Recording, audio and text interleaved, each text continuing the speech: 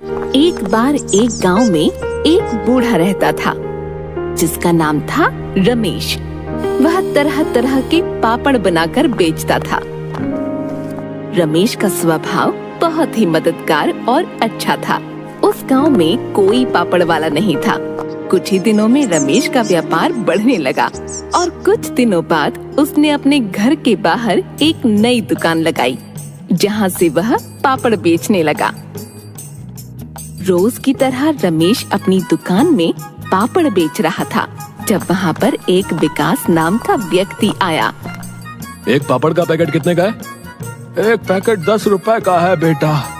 ठीक है, मुझे एक पैकेट आलू पापड़ का चाहिए। रमेश ने एक आलू पापड़ का पैकेट उसे दिया।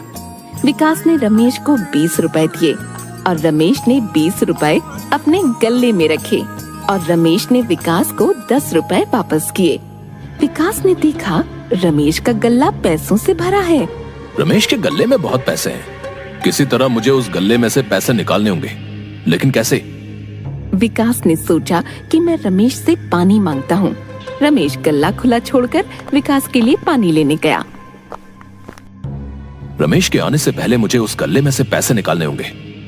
जैसे ही विकास ने गल्ले की तरफ हाथ बढ़ाया, तभी रमेश वापस आ गया। तुम मेरे गले में से पैसे क्यों निकाल रहे हो विकास?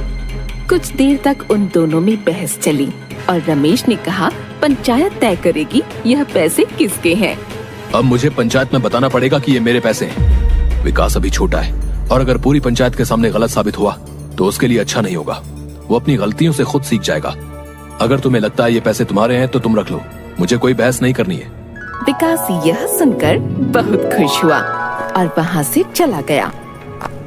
वह घर पहुंचकर उन पैसों को गिनने लगा। लगता है रमेश पापड़ बेचकर बहुत पैसे कमाता है, तभी उसने अपने पैसे मुझे दे दिए।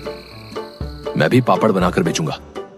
अपने पैसों में रमेश से चुराए हुए पैसे जोड़कर उसने नई सामग्री ली और पापड़ बनाने शुरू किए। रमेश की दुकान के ठीक सामने विकास ने अपनी दुकान लगाई। पापड़ ले लो, पापड़ ले लो।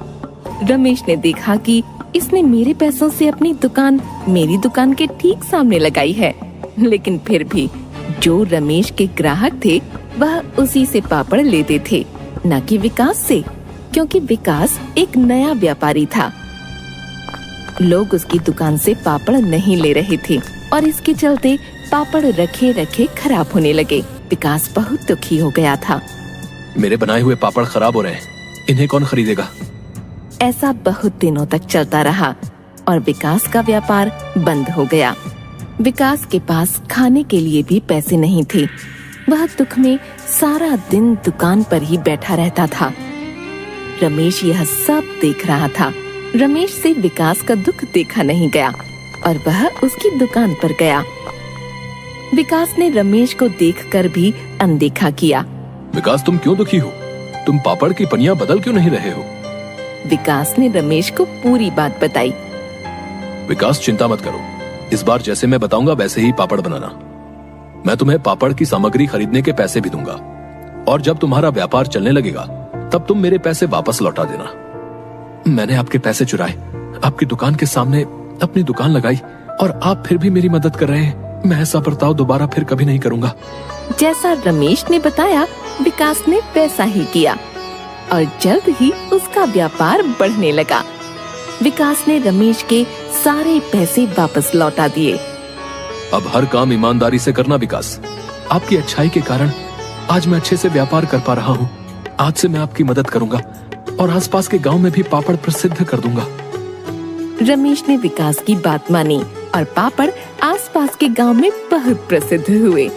इससे उन दोनों को बहुत फायदा हुआ और वे दोनों हंसी खुशी रहने लगे।